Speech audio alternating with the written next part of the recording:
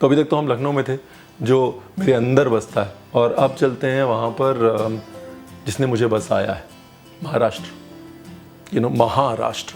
और महाराष्ट्र इसलिए कहते हैं क्योंकि अगर रीजनल क्विजीन देखनी है ना, विदर्भ, कोंकण, मराठवाड़ा, आप महाराष्ट्र में आके देखिए, हर गांव का खाना अलग, हर घर का तड़का अलग।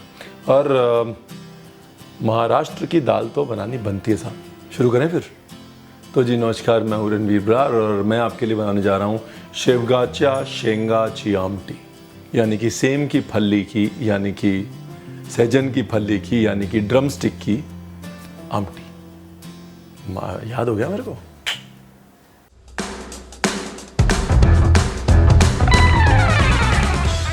तो तड़के के लिए तेल, घी नहीं डालना है यहाँ पे। हाँ, उसके बाद प्रेफरेबली पीनट ऑयल, अगर तो सिंगदाने का तेल है तो बेस्ट है वो।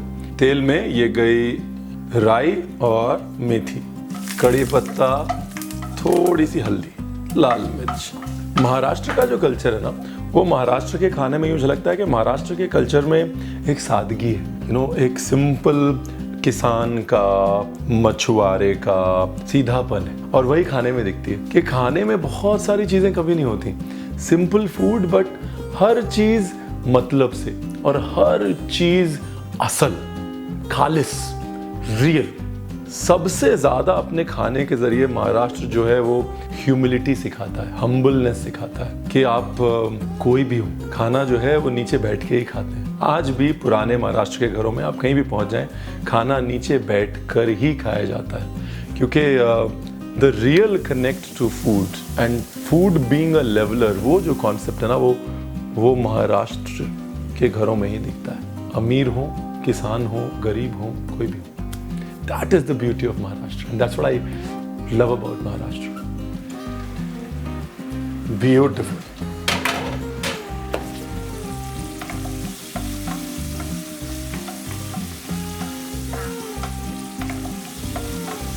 ये गया इमली का पानी। पहले उसको एटलीस्ट 70% पका लें, उसके बाद इमली का पानी डालें, ठीक है जी। ये गया गुड़।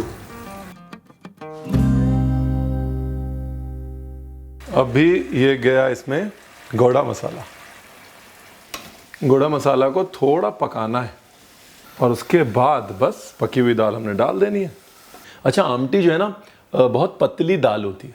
अब आमटी जो है वो ग्रेवी भी हो सकती है, जैसे फिश की भी आमटी बनती है। पतली होनी चाहिए क्योंकि वो चावल के साथ खाई जाती है। ये वो पंजाबी दाल नहीं है जो रोटी के साथ खानी है, इसलिए गाढ़ी होनी चाहिए। आमटी की खूबी यही है कि दाल एकदम पतली होनी चाहिए ताकि वो चावल के साथ मज़े से खाई जा सके। तो चाहे वो ग्रेवी वाली आमटी हो या दाल वाली आमटी हो, पतली होनी चाहिए। बाकी सब माफ़ है, तड़का इधर का उधर हो जाए चलेगा, लेकिन अगर आमटी गाढ़ी हो गई तो फिर कोई फ़ायदा नहीं।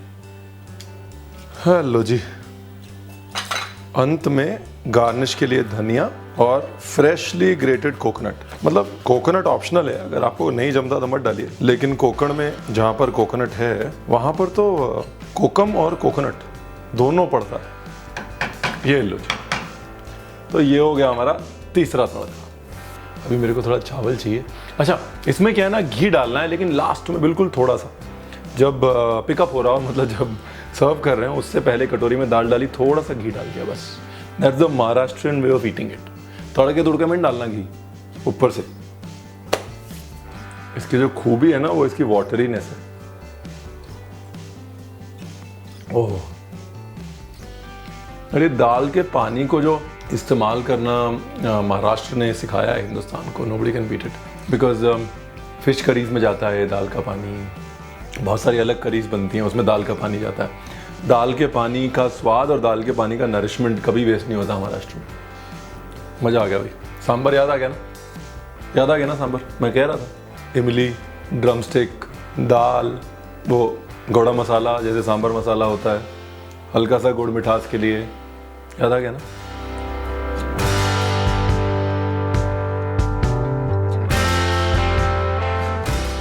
तो जी मेरे अंदर का लखनऊ जिसने मुझे बारीकियों की समझ दी, अदब दिया, लिटरेचर दिया, एक्सप्रेस करने की इम्पोर्टेंस समझाई।